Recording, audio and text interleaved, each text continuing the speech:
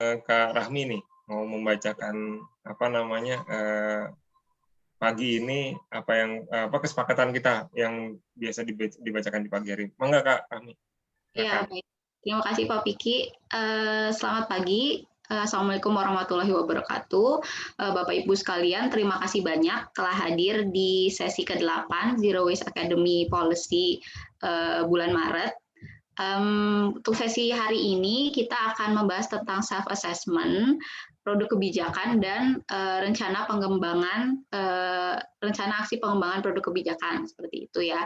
Perkenalkan, nama saya Rahmi Aulia Hidayat. Hari ini saya akan berperan sebagai co-fasilitator, dengan fasilitatornya itu Pak Piki gitu ya, seperti yang mungkin Bapak Ibu kenal sudah memberi beberapa materi di sesi-sesi sebelumnya, seperti itu. Sebelumnya hari ini saya akan membacakan housekeeping atau ketentuan untuk sesi kita hari ini. Jadi akses Zoom itu akan dibuka 15 menit sebelum acara dimulai. Kemudian kegiatannya akan dimulai tepat waktu. Kepada Bapak Ibu yang belum mengganti namanya, harap mengganti dengan nama, strip, lembaga asal Bapak Ibu bekerja, seperti itu.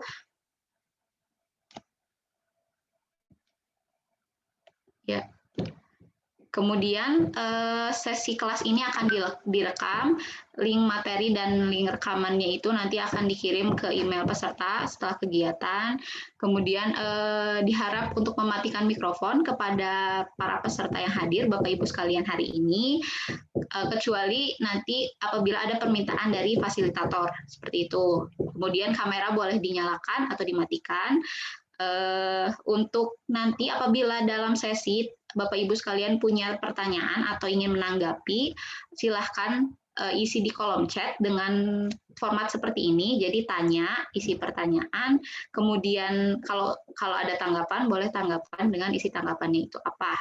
Kemudian nanti kalau misalnya ada sesi pertanyaan yang memperkenankan Bapak Ibu sekalian untuk bertanya secara langsung, boleh menyalakan fitur raise hand dan nanti akan ditindaklanjuti begitu ya oleh fasilitator. Sepertinya dari saya seperti itu. Mangga kepada Kang Piki untuk langsung menyampaikan materinya. Silakan. Terima kasih Teh Rahmi. Ya, sama-sama Pak. Oke, kita langsung masuk ke pengantar untuk diskusi pagi ini. Sebentar saya share screen dulu. Share. Oke. Pagi ini yang akan kita lakukan adalah berdiskusi tentang atau melakukan self assessment. Self assessment itu maksudnya penilaian sendiri gitu ya.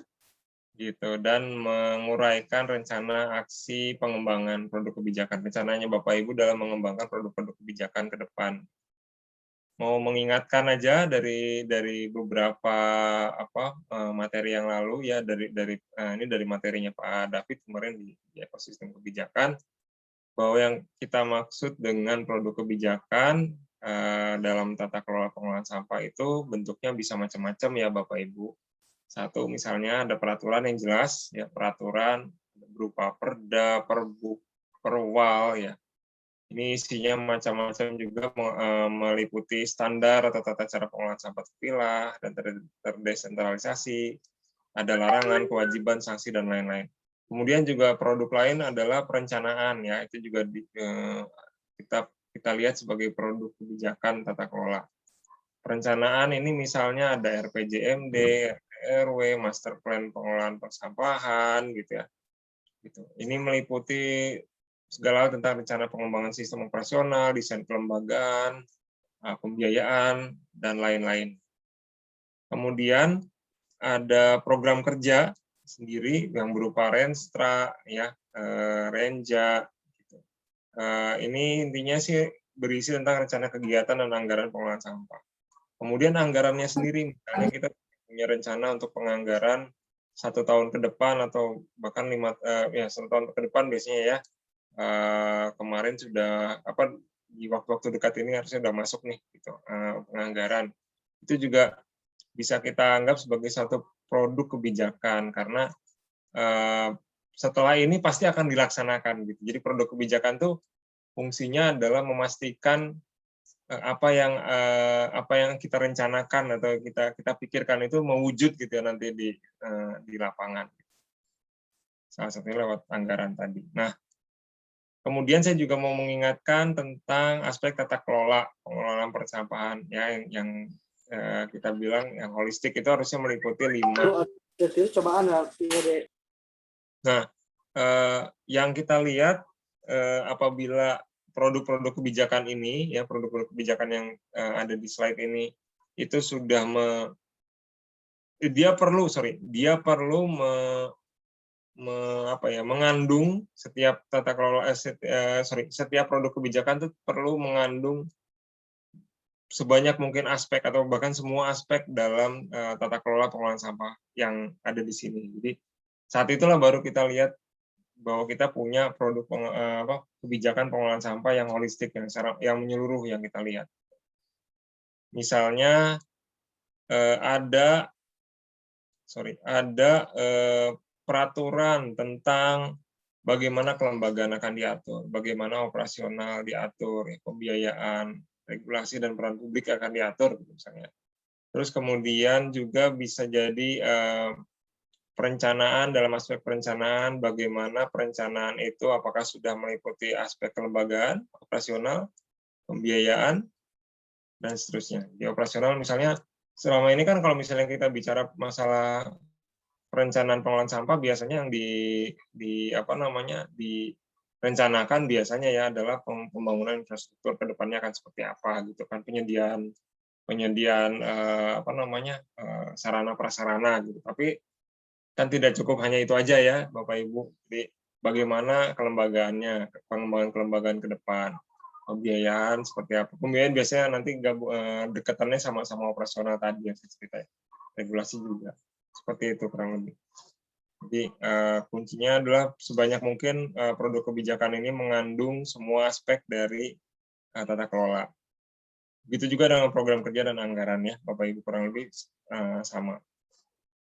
Nah, kemudian apa itu self assessment ya? Self assessment itu melakukan penilaian mandiri. Nah, kurang lebih itu bahasa Indonesianya kalau dari sisi bahasa Indonesia. Melakukan penilaian mandiri tentang kelengkapan dan kualitas produk kebijakan gitu, yang merefleksikan kesiapan tata kelola pengelolaan sampah di daerah Bapak dan Ibu gitu. Kesiapan untuk apa? Kesiapan untuk melaksanakan ya kalau dalam hal ini spesifik untuk menerapkan program pengelolaan sampah yang arahnya pada pemilahan dan desentralisasi. Nah, jadi saya juga akan jelaskan tentang desentralisasinya sendiri. Oh ya, mungkin di sini dijelaskan tentang desentralisasi ya. Selama beberapa hari ini Bapak Ibu sering banget kan dengar kata-kata desentralisasi ya. Nah, apa sih sebenarnya desentralisasi itu? Ya, kalau secara konsep sebetulnya desentralisasi adalah lawannya sentralisasi gitu kan. Nah, jadi dibalik aja desentralisasi dengan sentralisasi. Selama ini pengelolaan sampah itu kan masih tersentralisasi ya, masih terpusat baik di satu lembaga maupun terutama ya di satu lembaga maupun di satu kawasan, satu tempat. Itu yang kita sebut dengan TPA. Pengolahan itu hanya ada di TPA, ya kan. Nah, dalam konsep desentralisasi minimal 2 itu dibedakan. Dua tadi ya. Satu, misalnya dari sisi lokasi pengolahan tersebar sebanyak mungkin di setiap rantai pengolahan sampah, pengelolaan sampah. Di TPA itu hanya salah satu tempat untuk pengelolaan sampah, Bapak Ibu. Kalau dalam konsep terdesentralisasi ya. Ada TPS 3R, ada misalnya pengolahan sampah di kawasan, ada bank sampah dan seterusnya gitu. Ya, ada ya perannya sektor informal seperti apa. Jadi kita kenali juga. Nah, itu dari sisi pengolahan sampahnya seperti itu. Dapat dari sisi tempat pengolahannya. Kemudian dari sisi kelembagaan ya, desentralisasi juga bermakna pembagian wewenang dan tanggung jawab di antara para aktor atau lembaga yang melakukan pengelolaan sampah ini. Kalau selama ini kan terpusatnya ada di DLH ya, atau di beberapa tempat ada yang udah punya terpisah, ada operatornya, ada regulatornya. DLH itu biasanya sebagai regulator. Kayak di Bandung dulu ada PD kebersihan, kemudian ada DLH. Misalnya. Nah, di banyak tempat lain kebanyakan masih bersatu. Jadi tanggung jawab pengelolaan sampah masih ada di satu lembaga. Nah, dalam konsep desentralisasi, bagaimana supaya pengelolaan sampah ini terbagi, tanggung jawabnya terbagi kepada banyak aktor ya. DLH salah satunya, kemudian nanti ada kelurahan mungkin, kecamatan, desa gitu, bagaimana seperti itu. Jadi itu juga aspek yang perlu diperhatikan. Nanti akan banyak dibahas pada saat kita melakukan self assessment ini. Nah, apa tujuannya sih kita melakukan self assessment ini? Satu, kita perlu kita berefleksi, kita menyediakan sarana untuk berefleksi ya. Sejauh mana sih produk kebijakan kita di daerah sudah bisa mendukung pengelolaan sampah yang terdesentralisasi dan arahnya ke zero waste gitu kan. Itu satu. Yang kedua, kita sendiri bisa berefleksi atau mengetahui, ya kita semua ya termasuk ASWI, mengetahui rencana pengembangan produk kebijakan yang akan dilakukan ke depan itu seperti apa, Bapak Ibu. Kemudian yang ketiga adalah ASWI juga perlu tahu bagaimana nanti kami bisa mendukung kerja-kerjanya Bapak dan Ibu dalam pengembangan berbagai produk kebijakan di daerah masing-masing. Jadi seperti yang sudah dikatakan, saya katakan di sejak awal ya, bahwa kita salah satu tindak lanjut dari pelatihan ini adalah juga kerjasama antara ASWI atau lembaga kolaborator ya di kami dengan Bapak dan Ibu, dengan lembaganya Bapak dan Ibu. Kami akan support di aspek pengembangan regulasinya, pengembangan kebijakannya, produk kebijakan. Gitu Bapak Ibu. Jadi kalau kemarin-kemarin Pak David selalu bilang, oh nanti habis ini kita akan lebih banyak ngobrol ya Bapak Ibu gitu. Jadi itu juga cara kami untuk membantu mensupport, pertama mengenali dulu kebutuhannya apa, kemudian membantu mendukung kerjanya Bapak dan Ibu sekalian. Nah, kami sebetulnya Bapak Ibu sudah punya semacam perangkat ya untuk menilai kesiapan kesiapan kebijakan ya, di satu lokasi di kabupaten kota gitu, lewat riset kami beberapa tahun ke belakang gitu ya. Jadi kami punya istilahnya paket lengkap indikatornya gitu ya. Misalnya untuk menilai kesiapan regulasi, yang akan kita lihat misalnya ada nggak produk perda dan turunan-turunannya gitu ya. Kemudian apakah regulasi daerah sekarang itu sudah mencakup 5 aspek tata kelola. Kemudian apakah regulasi yang ada sekarang ini sudah terintegrasi dengan regulasi-regulasi lain di kabupaten kota.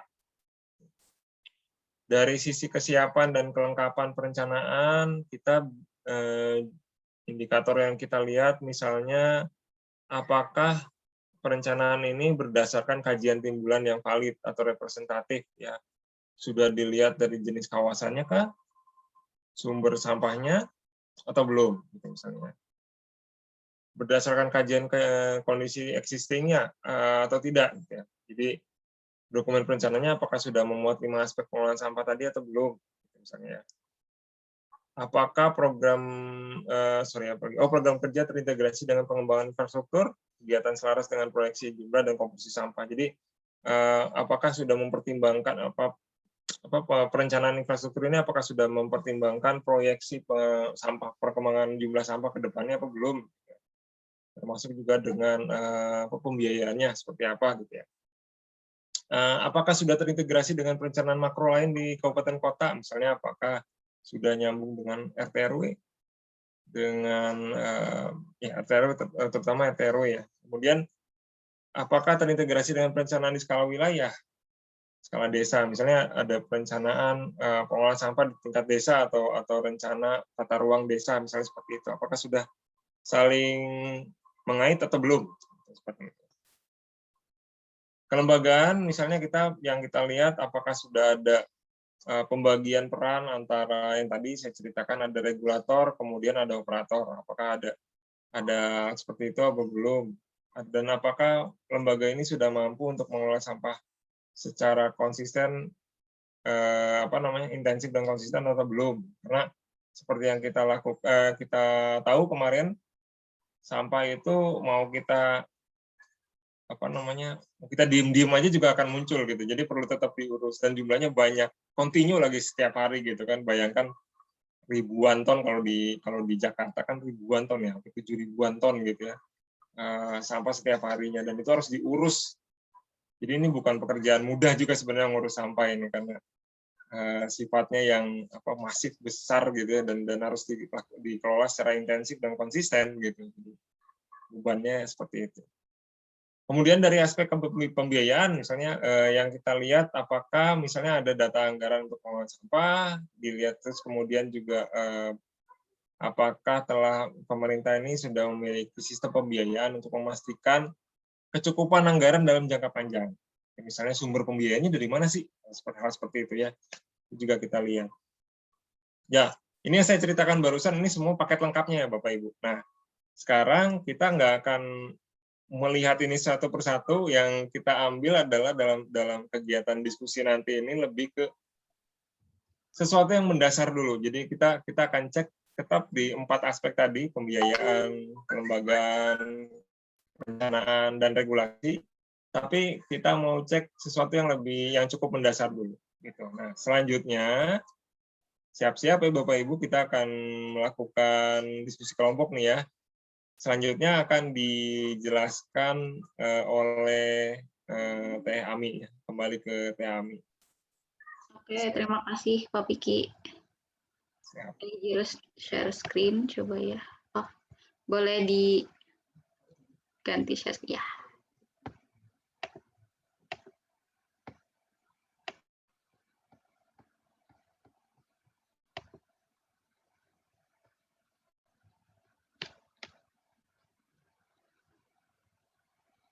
Iya, Bapak Ibu sekalian. Jadi kali ini saya akan mencoba untuk menjelaskan teknis dari sesi diskusi untuk hari ini. Seperti itu ya. Sebentar. Ya, jadi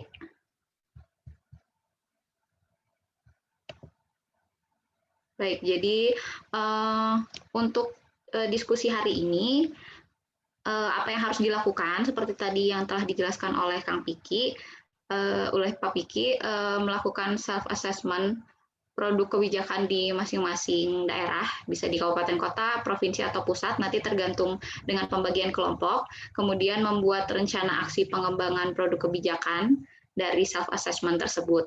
Pertanyaan pemantiknya, jadi bagaimana kondisi kebijakan di daerah yang daerah tempat Bapak Ibu mengabdi seperti itu, kemudian bagaimana rencana pengembangan produk kebijakan. Nah, waktu yang diberikan untuk diskusi ini sekitar 45 menit, jadi nanti Bapak Ibu sekalian akan masuk ke dalam breakout room dan akan dibantu oleh teman-teman fasilitator kelompok dan co-fasilitator di kelompok untuk mengisikan tabel untuk self-assessment, seperti itu. Nah, contoh pengisian tabelnya itu seperti ini. Jadi nanti ada aspeknya, ada 4 aspek yang akan dibahas seperti itu ya. Indikatornya untuk aspek pertama regulasi, kelengkapan Perda dan Perwal atau Perbub di pengelolaan sampah yang mendukung pengelolaan sampah terdesentralisasi. Ini pertama tabel untuk Bapak Ibu yang dari kabupaten kota. Nah, nanti dari pertanyaan ini diberikan scoringnya mulai dari 1 sampai 5 dengan kriteria sebagai berikut, misalnya Perda dan Perwal pengelolaan sampahnya misalnya belum tersedia, atau itu nanti misalnya diberi skor 1, atau misalnya Perdanya sudah tersedia tapi misalnya belum ada Perwal pengelolaan sampahnya, bisa diberi skor 3. Untuk apabila sudah lengkap, boleh diberi skor 5, seperti itu. Nanti akan dibantu penulisannya oleh fasilitator kelompok, seperti itu. Kemudian untuk perencanaan, program kerja atau perencanaan sudah mempertimbangkan seluruh aspek tata kelola. Sama ada skornya 1 sampai 5. Misalnya di skor satunya itu program kerjanya baru meliputi aspek operasional saja seperti tadi yang dijelaskan Pak Piki ya. Ada 5 aspek dalam tata kelola. Ini misalnya baru 1 saja, mungkin bisa diberi skor 1, atau mungkin sudah ada 3 aspek misalnya, bisa diberi skor 3, atau misalnya sudah lengkap bisa diberi skor 5. Kemudian untuk kelembagaan terdapat pendelegasian kewenangan pada pemerintah desa atau kewilayahan. Misalnya dalam produk kebijakan di Kabupaten Kota Bapak Ibu itu belum ada pemisahan antara regulator dan operator, bisa diberi skor 1. Kalau misalnya sudah ada ternyata dan sudah dilakukan secara intensif, berarti nilainya maksimal 5, seperti itu. Kemudian untuk pembiayaan, pemerintah daerah memiliki sistem pembiayaan untuk memastikan kecukupan anggaran dalam jangka panjang. Ini juga bisa diberi skor mulai 1 sampai 5. Kalau misalnya sudah punya list rekap pendanaan, misalnya dari mana saja pendanaan untuk pengelolaan sampahnya, kalau misalnya belum ada bisa diberi 1, atau misalnya sudah ada dan sudah lengkap misalnya, nanti bisa diberi skor 5. Seperti itu. Ini untuk yang di kabupaten kota. Untuk di provinsi hampir sama sebenarnya, hanya mungkin regulasinya dilihat dari kelengkapan Perda provinsi dan Pergub, seperti itu. Kemudian perencanaannya juga yang skala provinsi. Kelembagaannya ini pemerintah provinsi sudah belum memfasilitasi kabupaten kota untuk melakukan pengelolaan sampah di lintas sektor dan lintas daerah dalam satu provinsi. Pembiayaannya sama untuk jangka panjang, seperti itu. Untuk yang pusat seperti ini, jadi nanti ada indikator-indikatornya, akan dijelaskan oleh fasilitator kelompoknya, kemudian akan dijawab oleh Bapak Ibu dari pemerintah pusat, dan bagaimana rencana pengembangannya. Yang tadi ini provinsi juga ya, jadi setelah diberikan skor tadi, skor 1 sampai 5 di sini, kemudian akan diisi dengan rencana pengembangan di setiap aspek ini, begitu. Nanti ada total skornya juga. Seperti itu, Bapak Ibu sekalian, semoga dapat dipahami. Nanti akan dibantu oleh masing-masing fasilitator kelompok ya. Jadi mungkin bisa dimulai tim teknis untuk diarahkan ke breakout room, Bapak Ibunya. Terima kasih. Kak.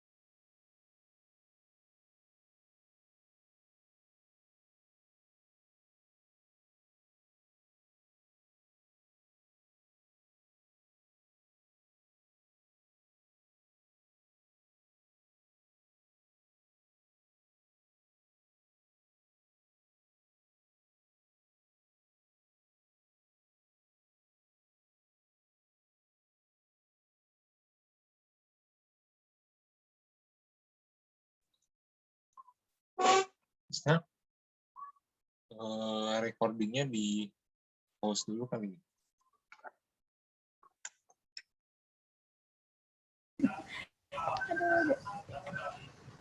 Diketik itu isi-isinya desa. Riki sudah ada, Riki? Atau? Oh ya, sudah. Maaf, bisa diulang, agak putus-putus. Bentar. Oh ya, Boleh diceritakan tentang self assessment di pemerintah pusat? Oke. Waktunya sekitar 2 menit ya. Ya, 2 menit. Kalau 2 menit kayaknya saya akan, jadi di pemerintah pusat kita bagi berdasarkan kementerian yang hadir, karena sulit kalau digabung satu. Jadi ada dari Kemendagri, ada dari Bappenas, ada dari PUPR, khususnya di Direktorat itu ya PKP. Nah, mungkin sebagai salah satu contoh saya ambil ya dari Kemendagri. Jadi terkait yang kita ambil adalah peraturan terkait PP 14 2016 ya. Terkait ini maaf kayaknya bukan Kemendagri deh. Slide itu 16. Ini ya. Nah ya. Nih tentang Permen 90 tentang kodifikasi, yang ini tuh nanti akan menjadi nomenklatur ya di daerah, baik di program kerja maupun penganggaran. Dan ini juga penting karena persampahan, tentang perencanaan dan segala aspek tata kelola yang berkaitan dengan program daerah tuh ada di permen ini gitu. Motifnya adalah memang ada rakortek ya, rapat koordinasi teknis di awal tahun, kemudian juga ada pendampingan ke daerah di level provinsi, Bapeda dan OPD yang terkait. Nah, nanti dari provinsi ini yang akan mendampingi ke kabupaten kota. Seperti itu. Kemudian untuk rencana pengembangan dari permen ini tuh sedang ada kegiatan pemutakhiran terkait permen ini menjadi Kepmen 50/2020 ya, tapi masih proses juga sekarang. Masih di pengupdatean lah, terkait mungkin ada tentang kodifikasi, verifikasi, dan validasi, dan khususnya juga ada terkait yang membahas kewenangan di provinsi, kabupaten kota, dan pusat, seperti itu. Terus untuk yang skema pembiayaan yang berkelanjutan dari Kemendagri itu tahun ini kan yang terbaru baru mengeluarkan tentang peraturan distribusi persampahan, yang ini tuh bisa menjadi acuan bagi kabupaten kota ya dalam menghitung pembiayaan persampahan per tahunnya gitu, dan dengan skema full cost recovery sebagian dari pajak dan retribusi. Itu Mi. Ya, baik. Terima kasih Riki. Selanjutnya untuk kelompok dari provinsi, mungkin kepada Teh Lia, silakan Teh. Oke. Sementara ini agak nge-lag. Oke, siap. Ya. Oke, ini saya akan memaparkan secara keseluruhan gitu ya, dan mengambil yang highlight-highlightnya. Nah, mungkin kalau dari 3 provinsi ini gitu ya, banyak yang mendapatkan ini terkendala di pembiayaan gitu. Nah, mungkin karena bagaimana lagi gitu ya untuk penganggaran di pengelolaan sampah ini tuh agak sulit gitu. Bahkan tadi di Jabar belum terprioritaskan gitu karena mungkin ada pembiayaan yang lainnya ya gitu. Tapi dari si pihak provinsi gitu untuk rencana pengembangannya tetap ingin mendorong gitu ya untuk pembiayaan pengolahan sampah ini tuh ada dari pihak bantuan keuangan gitu dari DAK maupun dari pusat maupun dari provinsi gitu. Nah lalu kalau untuk dari segi ini belum keluar ya Mi ininya penjelasannya. Ya, nah kalau misalnya untuk dari yang lainnya sebenarnya ini skornya juga lumayan besar ya. Tadi mungkin diutamakannya terkait dengan pembiayaan tadi. Nah mungkin ini ada yang menarik di Jawa Timur. Untuk dari segi segi kelembagaan sebenarnya untuk pembagian peran mungkin antara regulator maupun operator ini masih di rendah ya gitu, bisa cukup belum ada pembagian antara regulator dan operator gitu. Tapi saat ini akan ada pembahasan gitu ya, mungkin kedepannya di sini akan ada pembahasan terkait dengan pembagian kelembagaan. Ini juga karena sambil menunggu reorganisasi dari DLH provinsi seperti itu. Mungkin itu aja ya misalnya waktunya, atau waktunya masih ada? Boleh sedikit mungkin tentang Bali. Oke. Nah, sebenarnya kalau untuk Bali, dari segi pembiayaan ya, di sini tadi dari kelembagaan maupun pembiayaan, ini saling berkaitan gitu ya, saling berkaitan karena di sini ternyata di Bali itu ada ini ya, ada pembagian desanya ada dua, ada desa adat dan desa dinas gitu. Nah, kalau misalnya dari segi kelembagaan sebenarnya sudah ada gitu pembagiannya seperti apa, termasuk dalam pembiayaannya, dalam pengalokasian dananya gitu. Tapi di sini dalam mengimplementasikan pembagian peran itu gitu masih perlu ada pembenahan gitu. Mungkin kembali lagi ya, walaupun sudah ada pembagian perannya, tapi pada saat pengimplementasiannya itu yang perlu pembenahan. Nah, ini mungkin menjadi rencana pengembangan ke depan ya gitu. Dan untuk dari segi pendanaan kembali lagi dari segi pembiayaan untuk desa adat maupun dinas ini masih tetap perlu ini apa namanya itu penggodokan kembali gitu ya karena tetap gitu kan keterbatasan dana untuk pengelolaan sampah walaupun sebenarnya sudah diarahkan untuk adanya pengalokasian dana pengelolaan sampah seperti itu.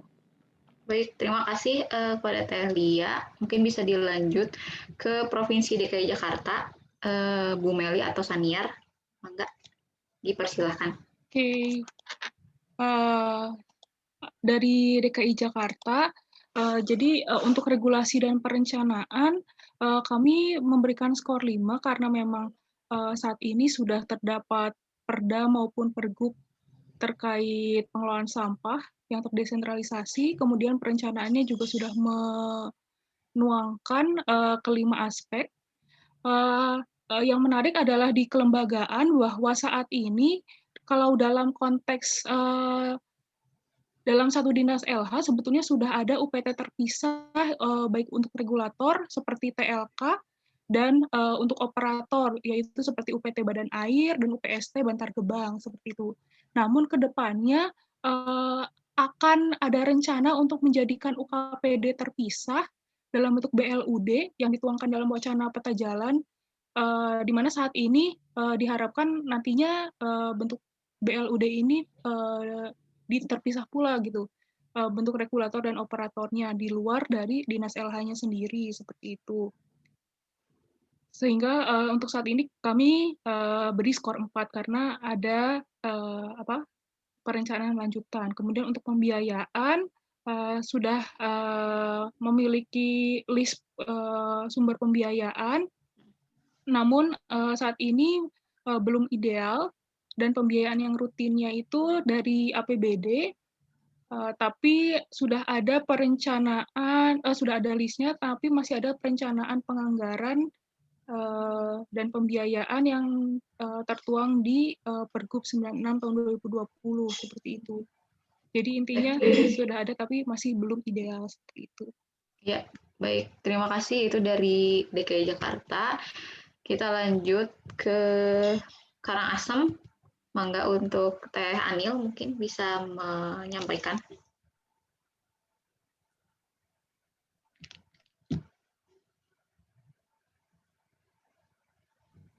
Oke. Untuk Karangasem tadi kita sempat berdiskusi ada 2 peserta dan hasilnya kurang lebih yang masih perlu sangat diperkuat adalah urusan kelembagaan gitu. Saat ini kondisinya belum ada pemisahan antara regulator dan operator. Nah, untuk operator kita bisa memperkuat peran desa adat dan desa dinas itu. Nanti bisa bikin aturan main sendiri kayak gitu sehingga akhirnya bisa memperkuat peran operator. Pemerintahnya sendiri atau dinas nanti bisa fokus di peran regulator. Nah, urusan pembiayaan juga masih belum ideal sehingga perlu dipastikan ada anggaran yang lebih ideal dan sumber pendanaannya juga jadi lebih pasti. Bukan menunggu misalkan ada dana lain yang direalokasi seperti itu sehingga jelas dari awal. Nah, hal yang lain yang sudah agak lebih lumayan kondisinya adalah, walaupun skornya bisa dilihat masih di 3, itu aspek tata kelola regulasi dan juga perencanaan. Namun masih banyak PR untuk perbaikannya. Regulasi perlu dipastikan ada sampai level terendah gitu. Terus juga master plan perlu dibuat agar segala aspek tata kelola sampah itu menjadi lebih jelas perencanaannya. Kurang lebih seperti itu tadi hasil diskusinya. Terima kasih. Ya. Baik, terima kasih banyak Teh Anil. Kemudian lanjut ke kelompok selanjutnya, Teh Ani untuk Kabupaten Gianyar dan Kelungkung, silakan. Baik, terima kasih. Untuk Kabupaten Gianyar sendiri di sini untuk aspek regulasinya dari Kabupaten Gianyar sudah merencanakan produk hukum yang sifatnya terdesentralisasi. Di sini terlihat dari membuat pergub dan revisi perda retribusi. Lalu untuk perencanaannya sendiri ada 3 skornya, di mana sudah mulai melengkapi aturan yang sudah ada dan melakukan pendampingan desa sebagai partisipasi publik. Itu dari perencanaan. Lalu kelembagaannya di sini yang tadi sempat ditekankan adalah dari kelembagaan Kabupaten Gianyar sendiri sudah mulai berencana ingin seperti Surabaya, di mana masing-masing sektor pengolahan sampah itu sudah punya cabangnya masing-masing. Di sini ada contohnya. Nih, di sini juga sudah disebutkan ada UPT TPA, UPT pengolahan sampah, dan UPT pertamanan. Lalu yang terakhir adalah pembiayaan. Di sini skornya masih rendah, 2, di mana pendanaan masih bersifatnya hanya operasional. Sedangkan untuk pendanaan lainnya itu Kabupaten Gianyar masih mengandalkan dari proposal seperti itu.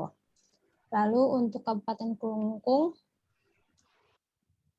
kita pindah ke Kabupaten Kelungkung. Di sini ada yang di-highlight yaitu dari kelembagaannya. Yang skornya 4 yaitu bekerja sama dengan Dinkas untuk pemeriksaan kepada petugas pemilah sampah. Seperti itu. Dari regulasinya sendiri nilainya sudah cukup tinggi, 5, pendanaan 4, dan pembiayaan itu sudah 5. Seperti itu.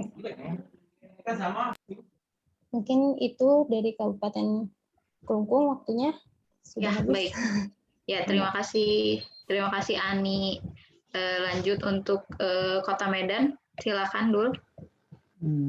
Untuk Kota Medan sendiri itu di aspek regulasinya, pertama mereka mungkin untuk rencana aksinya itu akan membuat perwal hasil dari Perda nomor 16 2015 ya, saya lupa. Dari situ itu bakal membuat perwal untuk regulasi, jadi memperjelas tugas dan fungsi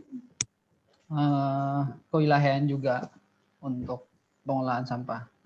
Kemudian di perencanaannya untuk sekarang ada perencanaan untuk pembangunan TPA regional antara Kota Medan, Deli Serdang, dan akan adanya pembangunan RDF juga di wilayah sana. Dan akan adanya perencanaan pembangunan TPS 3R di 4 titik di Kota Medan. Untuk kelembagaan untuk sekarang, kelembagaan untuk pengolahan sampah itu hanya terpusat oleh DKP sendiri, dan dibantu partisipasi dari bank sampah dan beberapa TPS 3R. Dan kedepannya hanya akan memperbesar skala cakupan bank sampah, yang mana setiap kelurahan 1 unit bank sampah dan bank sampah induk di skala kecamatan untuk kelembagaannya. Itu yang baru terpikir sama dari teman-teman DKP dan DLH Kota Medan. Untuk pembiayaan itu masih hanya dari APBD dan APBN, dan yang terakhir paling ada tambahan pembiayaan yang bentuknya tidak pasti, itu dari CSR, dari pengadaan pewadahan, itu paling. Dan untuk skor semuanya teman-teman buat 3 karena ngerasa ini masih harus banyak yang harus diperbaiki, jadi tidak kecil dan tidak tinggi skornya. Begitu, Kak Rami. Terima kasih. Ya, baik. Terima kasih, Dul. Kita lanjutkan untuk kelompok selanjutnya dari Kabupaten Gresik. Iya, Silakan. saya yang coba mempresentasikan ya. Teh Epi, ya. Untuk Kabupaten Gresik, regulasinya skornya masih 2, karena saat ini sudah ada Perda tapi ingin direvisi ya. Terus ada juga surat edaran yang bisa menjadi acuan gitu terkait kebutuhan TPS 3R karena TPA-nya sudah overload gitu kan. Diharapkan ada perubahan perbaikan tata kelola, jadi nggak semua ditampung di TPA. Terus ada yang kedua itu terkait pembahasan Perdes tentang pengolahan sampah, diperbarui Perdes yang ada gitu dan berkolaborasi juga di situ terkait kontennya ya, dari Ekoton, Patiro, DLH Gresik, dan pemerintah desa. Lalu untuk perencanaan skornya 3, rencana pengembangan adalah pertama perlu direview lagi master plan yang udah ada. Jadi master plan sudah direview dan tahun ini atau selanjutnya perlu direview lagi agar lebih banyak aspek tata kelola yang mendukung konsep zero waste cities. Lalu perlu disusun juga TPS untuk di kawasan seperti di Desa Belahan Rejo, ada rencana gitu untuk dibuat. Lalu yang ketiga ada integrasi. Halo? Iya, halo. Ada integrasi antara RPJMD, RT/RW ke master plan existing, atau master plan existing ini juga mendorong adanya kegiatan persampahan yang lebih holistik di RPJMD dan RT/RW. Untuk kelembagaan skornya masih 1 karena masih bertumpu di DLH, perlu ada kelembagaan terpisah regulator dan operator ya yang membantu DLH, lalu perlu juga kolaborasi DLH dengan NGO pendamping untuk melatih Pemdes, KSM, TPS 3R, dan edukasi masyarakat dalam rangka pengembangan kelembagaan. Terus untuk pembiayaan skornya masih 2 karena masih perlu mereview kembali sebenarnya berapa kebutuhan pembiayaan yang ada sesuai beban beban yang ada gitu. Jadi perlu ada review rencana anggaran, lalu juga selain itu tetap secara paralel mendorong pemerintah untuk komitmen terhadap anggaran agar cukup gitu untuk seluruh kegiatan pengolahan sampah. Gitu paling skornya totalnya 8. Ya. Baik, terima kasih Teh Epi. Kita lanjut ke kelompok selanjutnya dari Kang Dera, mangga. Kota Kediri, Kabupaten Jombang, dan Kabupaten Malang. Oh iya, punten itu Teh Rahmi kepotong ya. Potong ya. Ya. Oke, jadi kita coba diskusi sama Kota Kediri sama Kabupaten Jombang ya, karena Kabupaten Malang tadi tidak ada di room gitu. Oke, kita coba ke Kota Kediri. Untuk Kota Kediri sendiri, regulasi diberi skor 3 ya, karena emang untuk perbubnya sendiri tuh belum ada gitu. Jadi emang rencana ke depan tuh dari Kota Kediri mau melakukan kajian terhadap perda yang ada, lalu melakukan pemodelan dan disusun revisi perda gitu. Lalu untuk perencanaan sendiri sudah ada.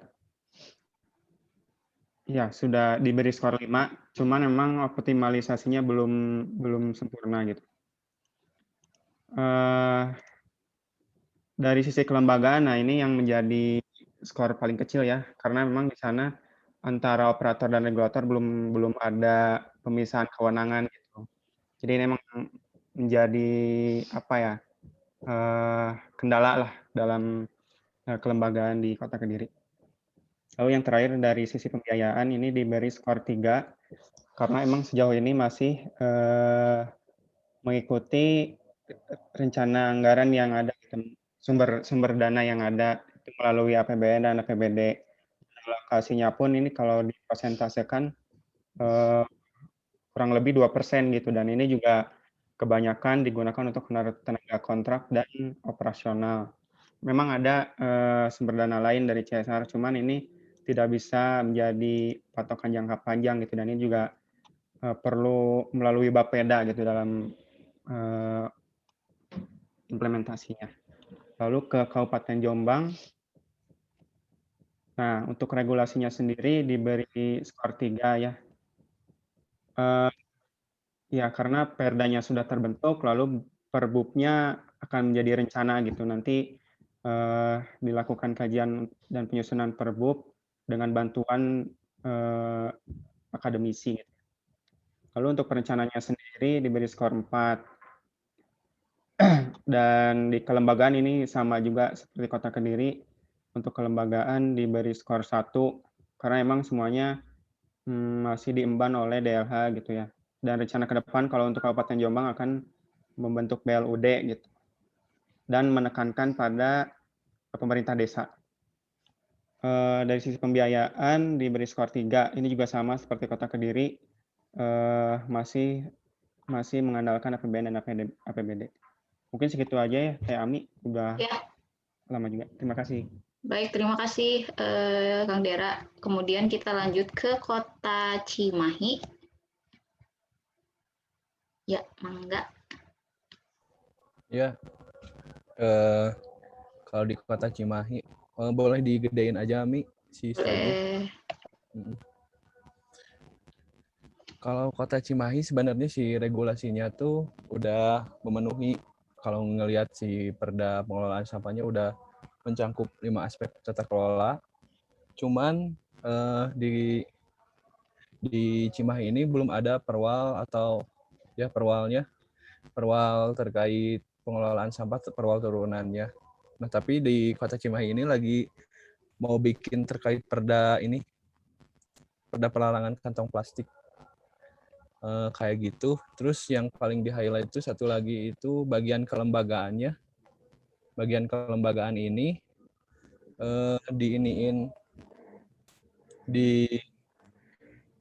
dikembangin jadi UPT-nya lebih spesifik gitu. Paling kayak gitu aja sih. Makasih. Oke, terima kasih Ray dari Kota Cimahi. Kemudian untuk Kota Bandung, mangga Bu Ayu. Terima kasih. Kalau dari Kota Bandung, dari regulasi scoringnya 4 tadi ya, memang sudah ada perda, kemudian beberapa perwal sedang pembahasan. Jadi di scoringnya 4, kemudian untuk perencanaan juga scoringnya 4, walaupun sebenarnya di master plan sudah ada dibahas semua tata kelola, tapi untuk implementasinya masih dalam proses seperti itu. Kemudian untuk kelembagaan ini yang memang di-highlight untuk Kota Bandung, karena saat ini sedang masa transisi dari PD kebersihan ke UPT pengelolaan sampah. Untuk pembiayaan scoringnya 3 gitu ya, sudah ada list tapi memang belum ideal gitu ya. Akan juga ada pengkajian ke arah perwal untuk tarif jasa pelayanan. Itu untuk Kota Bandung. Terima kasih. Baik, terima kasih Bu Ayu. Lanjut ke Kabupaten Bandung dan Kabupaten Karawang, mangga Kang Rian atau Teh Tiwi. Ya.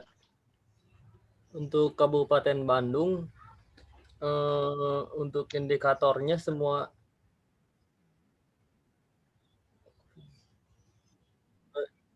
skornya 5 karena Perda dan Perbubnya sudah ada.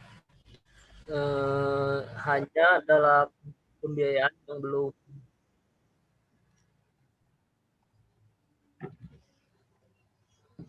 lengkap. Jadi dalam hal perencanaannya akan dibuat Perda baru yang lebih detail dan spesifik dalam perencanaan pengelolaan sampah terdesentralisasi.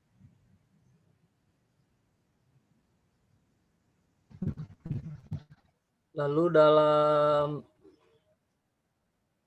rencana ini akan dibuat Renstra dan Renja baru terkait dengan adanya penggantian pimpinan daerah.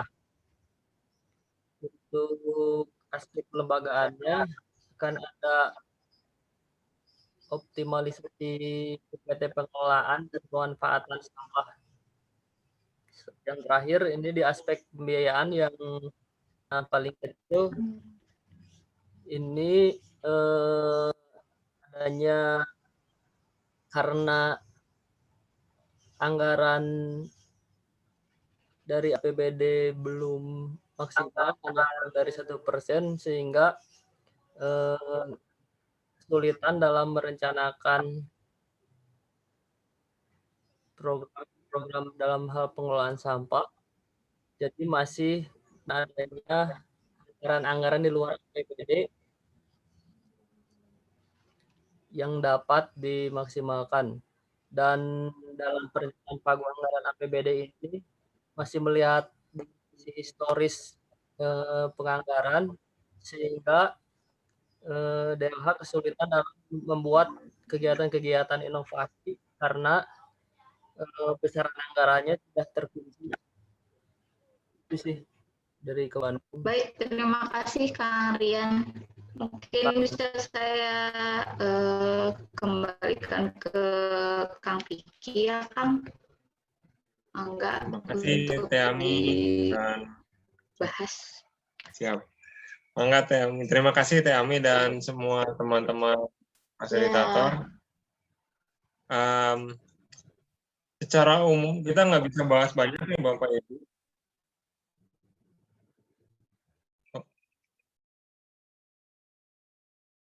Tes cukup jelas. Nah, kita nggak bisa bahas cukup terlalu banyak ya. Di sini saya juga mencatat bahwa ada ada pertanyaan dari Pak Wahyu ya. Kemudian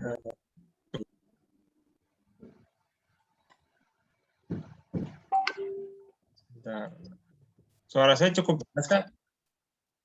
Ada Kang. Jelas. Oke, mungkin yang Teh Ami saya ambil dulu.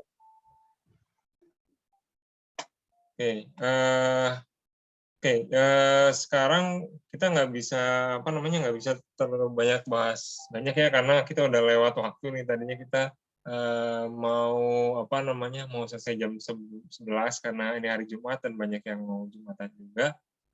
Tapi kesimpulan dari secara umum ya yang saya lihat dari presentasi barusan adalah bahwa di kabupaten kota kebanyakan kita merasa sudah cukup siap di aspek regulasi dan perencanaan, sementara di kelembagaan itu masih kelembagaan dan pembiayaan ya masih ada banyak PR ya, sesuai dengan dugaan sebetulnya ya.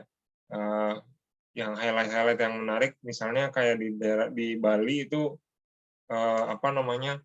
perbedaan antara desa adat dan desa dinas, yang satu dipegang sama provinsi, satu lagi pegang sama kabupaten kota, itu agak kita harus memetakan dengan lebih baik ya bagaimana pembagian kewenangan di antaranya, kemudian urusan persampahan disimpan di mana gitu. Hal yang menarik lain yang tadi saya lihat juga dari Medan ya, Medan ternyata ada 2 ya lembaganya dan dua-duanya saling bekerja gitu.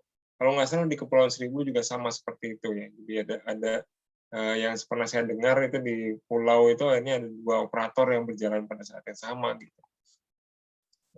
Kemudian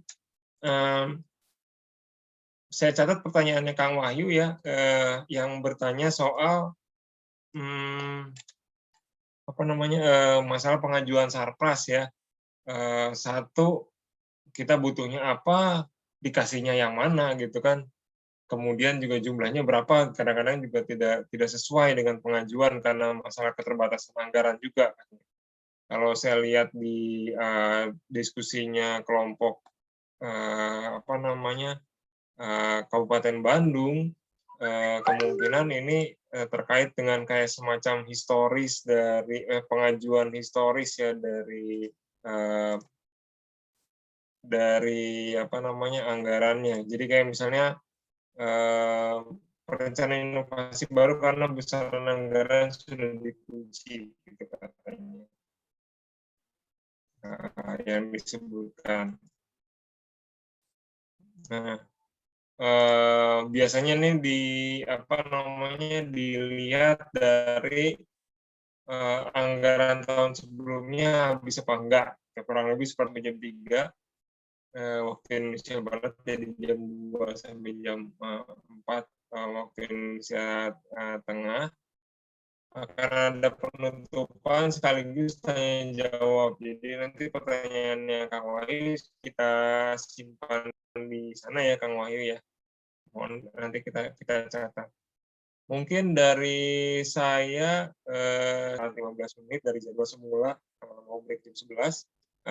Dari saya sekian, sampai jumpa nanti siang. Jangan lupa siang nanti ada tanya jawab dan juga penutupannya insya Allah seru lagi karena yang bawain Bu Anil.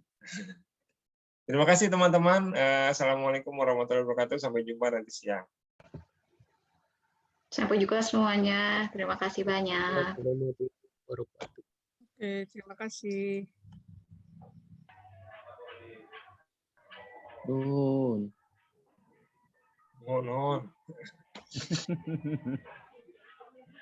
Kayak dari tadi kan, Bu.